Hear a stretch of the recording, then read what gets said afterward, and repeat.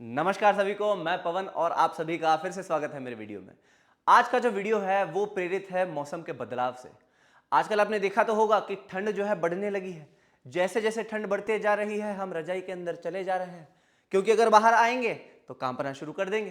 तो आज का जो वीडियो है यही जानना है हमको कि आखिर हम ठंड में कांपते क्यों हैं, वाई डू वी शिवर। तो ये जानने से पहले आपको एक मैं सवाल पूछता हूं, क्या हमारे अंदर हीट प्रोड्यूस होता है?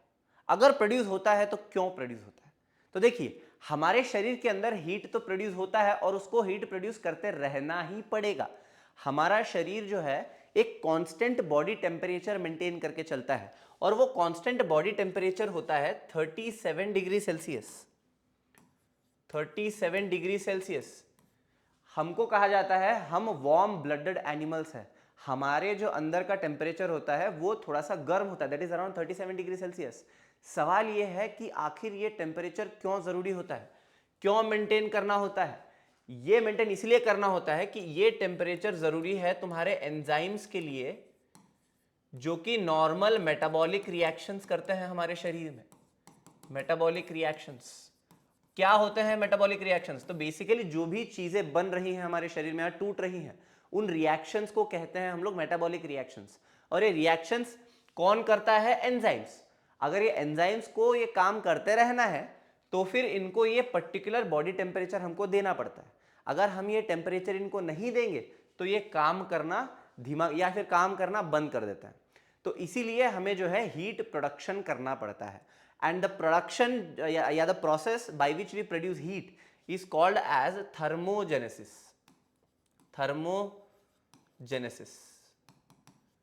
Thermogenesis यानी थर्मो का मतलब होता है हीट एंड जेनेसिस का मतलब होता है प्रोडक्शन। तो हमारे शरीर में थर्मोजेनेसिस होते रहेगा, दैट इज हीट प्रोडक्शन होते रहेगा, और हमारे शरीर में कांस्टेंट बॉडी टेम्परेचर मेंटेन रहता है। ठीक है, अब हमको देखना है एग्जैक्टली ये थर्मोजेनेसिस हो कैसे रहा है। तो चलिए जानते हैं। हम सभी जानते हैं कि हमारे शरीर में एनर्जी कहाँ बनता है? जी हाँ, बिल्कुल सही। हमारे शरीर में एनर्जी माइटोकॉन्ड्रिया में बनता है। कैसे बन रहा है एनर्जी? किसी को तोड़ के बन रहा है, दैट इज खाने को तोड़ के बन रहा है। हमने ग्लूकोज खाया, उसको तोड़ा, फिर हमने एटीपी बनाया, है ना? तो ऐसे हमारे शरीर में एनर्जी बनता है। तो अब हमको ये जानना है कि एग्जैक्टली माइटोकॉन्ड्रिया में कैसे ये एनर्जी बन रहा है। ज्यादा डेप्थ में नहीं जाएंगे, ऊपर ऊपर से मैं आपको सिखाऊंगा। चलिए, तो ये माइटोकॉन्ड्रिया का इनर मेम्ब्रेन होता है। ठीक है, तो अब इतने हिस्से को मैंने थोड़ा सा जूम कर दिया है। तो ये जो हिस्सा है ये आउटर मेम्ब्रेन, ये जो हिस्सा है वो इनर मेम्ब्रेन, और ये अंदर वाला हिस्सा ये नीचे रखा है मैंने, इसको मैट्रिक्स कहते हैं, मैट्रिक्स। और माइटोकॉन्ड्रिया के बाहर होता है साइटोप्लाज्म। साइटोप्लाज्म। तो अब देखिए, यहां पे अगर आप देखो तो माइटोकॉन्ड्रियल मैट्रिक्स में मैंने काफी सारे H+ आयन्स बनाए, तो इनका बहुत बड़ा रोल है एटीपी बनाने के लिए। अब ये जो कॉम्प्लेक्स आपको दिख रहा है, ये प्रोटीन, इसको हम कहते हैं एटीपी सिंथेस। ATP synthase. तो जैसे नाम बता रहा है कि ये क्या करता है, एटीपी को सिंथेसाइज कर रहा है, दैट इज यहां पे एटीपी बना रहा है।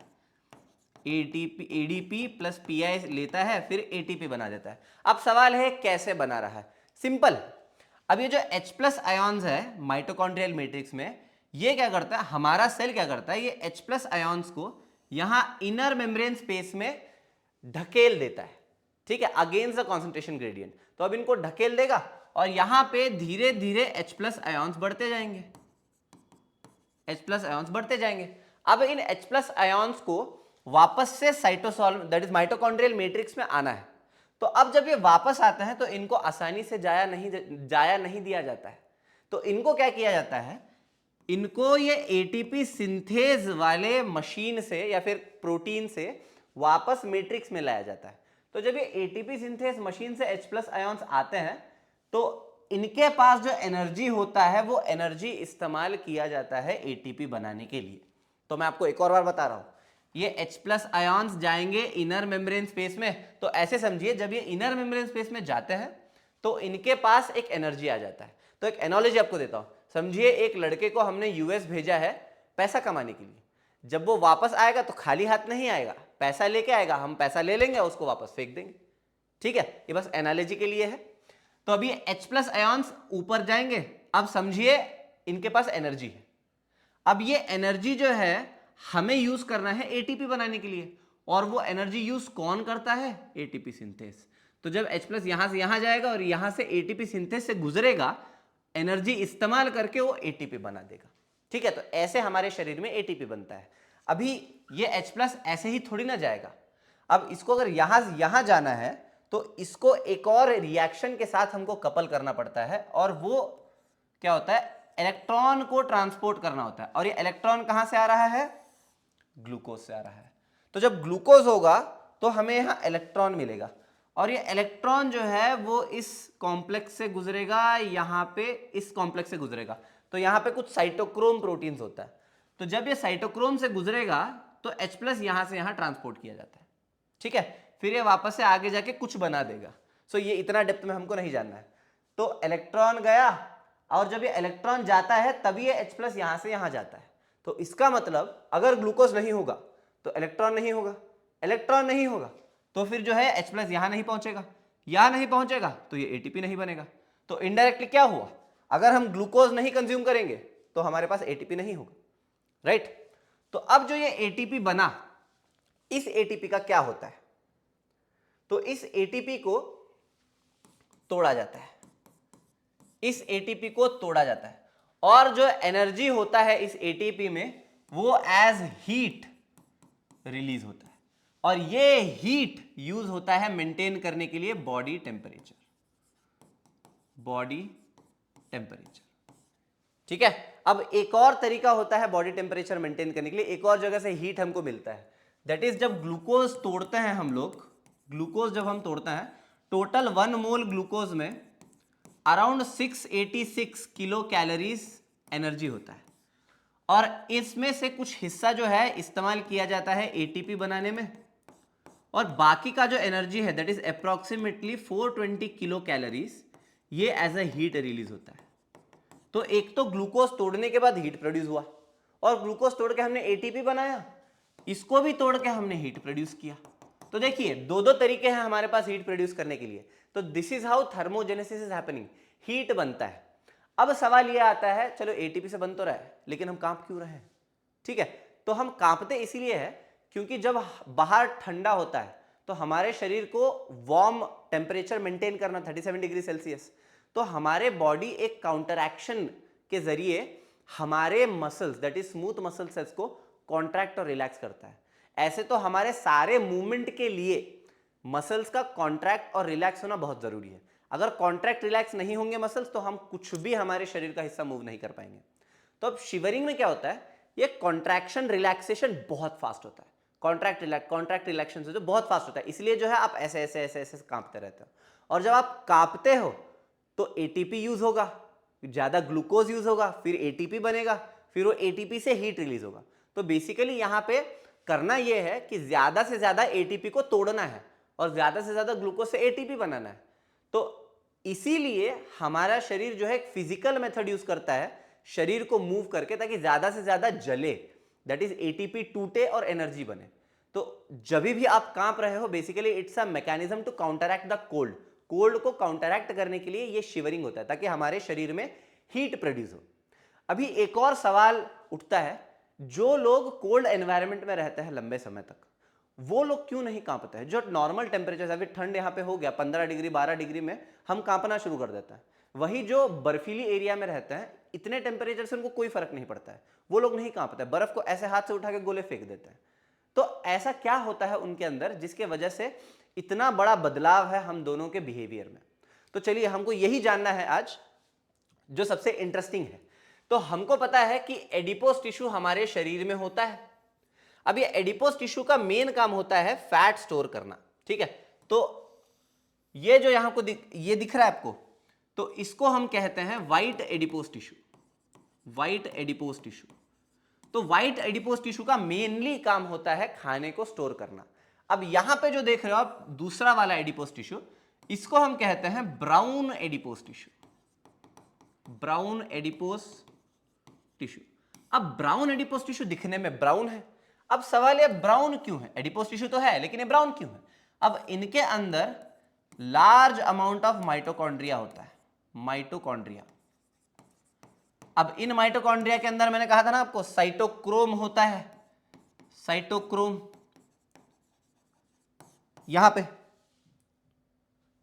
ये वाला साइटोक्रोम।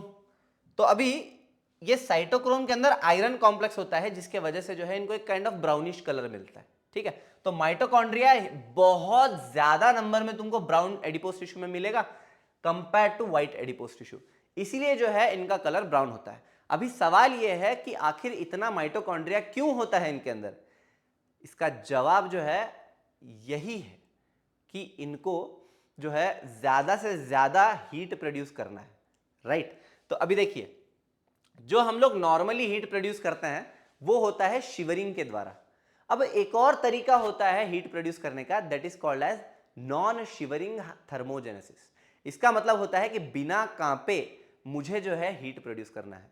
और जिनके अंदर ये नॉन शिवरिंग थर्मोजेनेसिस होता है बहुत ज्यादा, उनके अंदर ब्राउन एडिपोज टिश्यू बहुत ज्यादा मात्रा में पाया जाता है, ठीक है। तो ज्यादा कोल्ड एनवायरनमेंट या फिर कोल्ड एनवायरनमेंट से एक्सपोज जो लोग होते हैं उनके अंदर ये ब्राउन एडिपोज टिश्यू का अमाउंट बहुत ज्यादा मिलता है। जो छोटे बच्चे होते हैं उनके जो है नेक रीजन में भी काफी ज्यादा जो है ब्राउन एडिपोज टिश्यू देखने मिलता है बचपन में। जब बड़े हो जाते हैं तो वो कम रिड्यूस हो जाता है।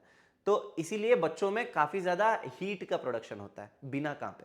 तो अब हमको देखना है एग्जैक्टली क्या हो रहा है जिसकी वजह से हम कांप नहीं रहे लेकिन फिर भी एनर्जी बनते जा रहा है। तो ये वाला जो कॉम्प्लेक्स है, ये वाला पिछले भी लास्ट वाले जो है स्लाइड पे भी हमने देखा था, ये बाहर वाला मेम्ब्रेन, ये अंदर वाला स्पेस, और ये जो है मैट्रिक्स, ये कॉम्प्लेक्स जहां से इलेक्ट्रॉन जा रहा है। तो अभी यूजुअली हमने देखा था कि ये इलेक्ट्रॉन जो है यहां से गुजरेगा और गुजरने के बाद H+ यहां से यहां जाएगा, और H+ जो है जब वापस आएगा इस कॉम्प्लेक्स से, पिंक वाले कॉम्प्लेक्स से, तो यहां पे ATP बनाएगा।